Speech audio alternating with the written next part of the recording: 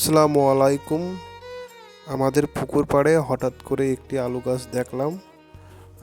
প্রথমে একটি গাছ দেখছিলাম অনেক মোটা। আমাদের পাশে আমাদের পুকুর, আর দেখলাম এখানে অনেক বড় হয়তো বা একটা আলু হয়েছে, আর সেটা ওঠানোর জন্য চেষ্টা করলাম। দেখতে পাচ্ছেন আমি এখানে মাটি খুঁড়ে খুঁড়ে দেখতেছি আলুটি বড় হয়েছে কিনা। দেখতে পাচ্ছেন আলু কিন্তু দেখা যাচ্ছে, অলরেডি আলু দেখা যাচ্ছে, আর আমি এটা ওঠানোর জন্য চেষ্টা করতেছি। আর এভাবে ওঠাচ্ছি যাতে আলুটি কেটে না যায়। আমি আস্তে আস্তে আলুগুলা সুন্দর করে উঠাই নিচ্ছি। এখন দেখি আলুটি কত বড় হয়েছে।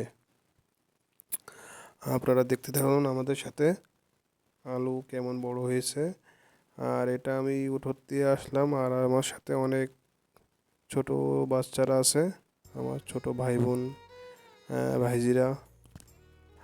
আপনারা থাকুন আমাদের সাথে আর দেখতে থাকুন আলুটি কতটুক বড় হয়েছে। আর এই আলুগুলো আমাদের হয়তো লাগানো হয়নি, এই আলুগুলো নিজে নিজে হয়েছে। এখানে বীজ পড়েছিল, আর সেই কারণে বীজের থেকে এখানে আলু হয়েছে। হঠাৎ করে ঘোরাঘুরি করলাম আর দেখি বড় একটি আলু গাছ। তাই আলুটি উঠোচ্ছে। আর দেখতে পাচ্ছেন আমাদের আলুটি উঠানো হয়ে গেছে প্রায়। দেখুন, আমাদের আলুটি, আমার আনুমানিক আলুটি 5 কেজি হবে। এই আলুটির ওজন আমি বিশ্বাস 5 কেজি হবে। আমি এখন বাসায় নিয়ে যাচ্ছি আর পরিষ্কার করতেছি। দেখতে পাচ্ছেন আলুটি পরিষ্কার করলাম, আর সবাই মিলে এটা খাবো।